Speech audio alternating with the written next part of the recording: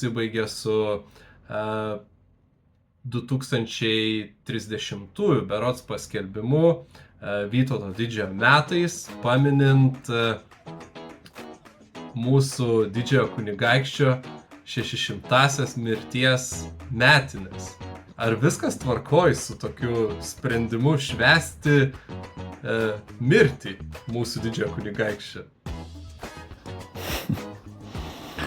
Na, paprastai mirties metinės mini bažnyčia, ne valstybė.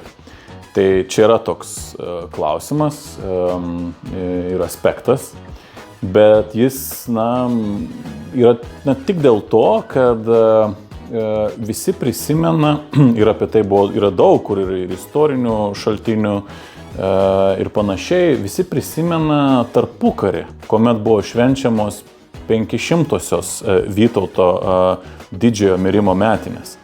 Ir neva apeliuojant į tai, kad prie Smetonos buvo švenčiamas toks jubiliejus, dabar 600 metų, visigi prisimena, kaip valstybė irgi trūko ir tokių valstybingumo ženklų, santykio su praeitim, jos užtvirtinimo. Kai ten kas antras vaikas buvo vardu Vytautas, tų paminklų atsirado irgi daug kur, ir ne tik Kaune, bet ir visoje Lietuvoje.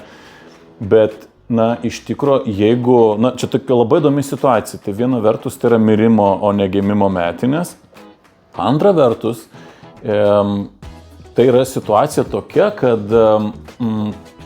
tarpukariu, jeigu mes tą rodom kaip pavyzdį, tuo metu buvo autoritarinis režimas Lietuvos valstybėje ir prezidentas Smetona labai aiškiai bandė kažkaip susijungti su šita idėja ir išnaudoti 500-asias Vytauto didžiojo mirties metinės ir visą tą tokį patosą ir šventimą būtent tame tarpe ir